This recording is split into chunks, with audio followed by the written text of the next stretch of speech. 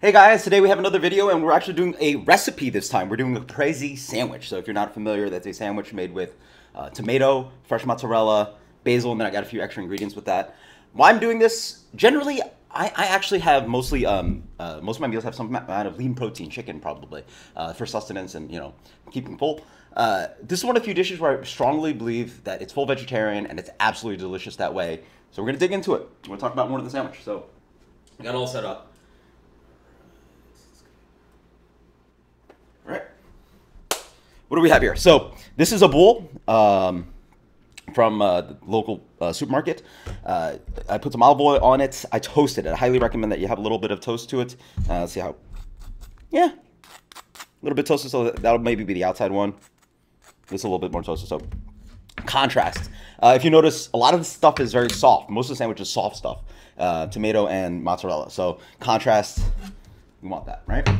Get a little bit of tomato going on top of, let's see, where, and plan this very well with how much space I have. Oh, see, that's water. That's not good.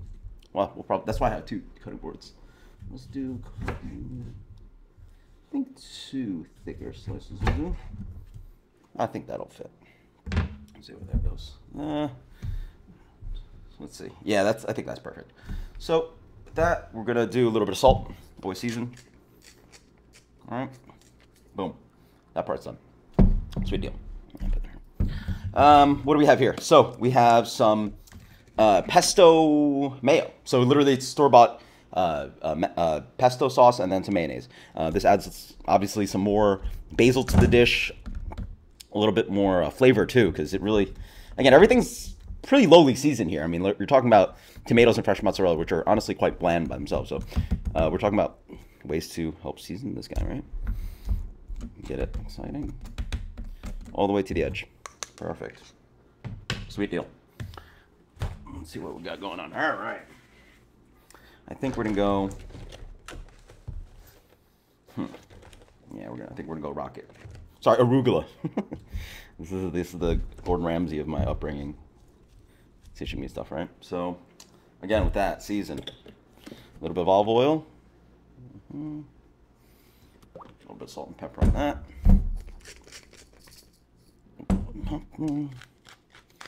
Boom, that's done. Cool. What else we're going next? So while that's happening, by the way, the water is actually getting drawn out by the tomato. So if you have a little bit more of a head start, I recommend doing that. And then bam. So now we're on to the fresh mozzarella, right? Slices of this. People, my neighbor's probably walking by. I was like, what is this guy doing? I have my windows open. All right. Wow. Yeah, 3 thick slices. I think that'll do well. Looks good to me, right? And then I say we go on to, is that enough? Yeah, that's enough arugula. Cool. There we go. Tomato slices. Beautiful. Beautiful. Now we're doing basil. You could do the whole pieces. The salad generally comes like that, but I think it actually works out if you chop them up a little. I actually just realized I'm going to go this way. So go basil first. And I'll show you in a minute why. But I would recommend like maybe chopping it up a bit, because imagine taking a bite and pulling out the whole leaf, right? So we're trying to get a little bit of basil everywhere. So let's go with some of the older slices. This is no good, but oh wow, we just bought this. Huh. Boom, boom.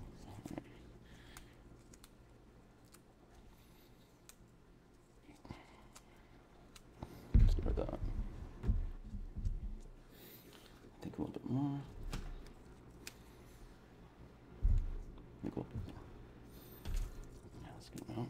That's a good amount of basil, right? Back on here. Back on here. Oh, back on here. Cool. Okay. How are we looking? That looks good to me, right? It looks very good to me. It looks very, very good. Honestly, a little bit more seasoning on the mozzarella.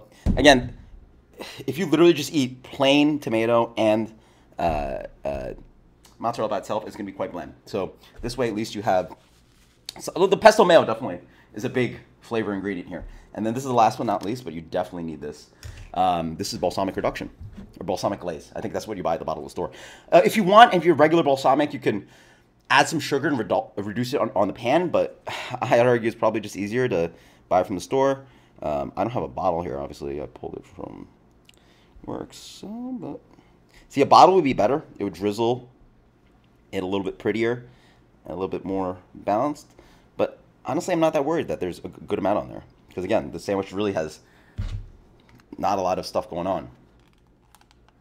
All right, guys, I think we're there. I think we're there. All right, boom. All right, look at that. Get that out of the way. Cut. I like a little bit angle on there. Oh yeah. And you gotta look at that. I mean, that's what we're here for, right? Look at that. Let me give you guys a little taste test of this guy. All right, so bada bing. Let's try that again.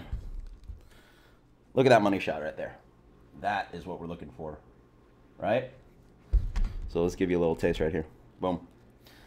Yeah, this bite has a little bit of good stuff going on.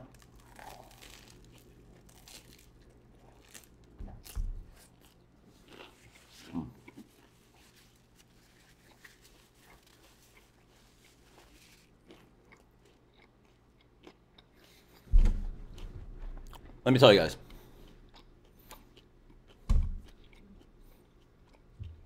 Next level.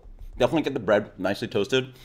The contrast of the crust and the toasted character with the greens and the soft, really, it's a very soft sandwich. And, you know, I talked about blandness throughout the sandwich. It's all very soft. It's all moist. Fresh mozzarella tomato. Mostly that. There's really nothing too much other than the greens to it, right? Definitely the balsamic. Definitely that pesto mayo. Season all your layers. Don't be afraid of oil. Again, there's just between the fresh mozzarella and the tomatoes, there's not much oomph and just fat content to this dish. So bang, oil on the bread before you toast it, seasoning it with a little bit of olive oil throughout, on the arugula, boom, throughout. That's an easy recipe, guys. Vegetarian. I hopefully that's good for all of you. If you meat eaters, you have to try this. It is a great, just some of the best dishes are ones that just don't need any meat. Like I honestly, I think you'd ruin this if you threw chicken on there, but go ahead if you want. A little bit of like thinly sliced prosciutto, maybe, but this is fantastic the way it is. Until next time, let me know if you like these recipes. Later.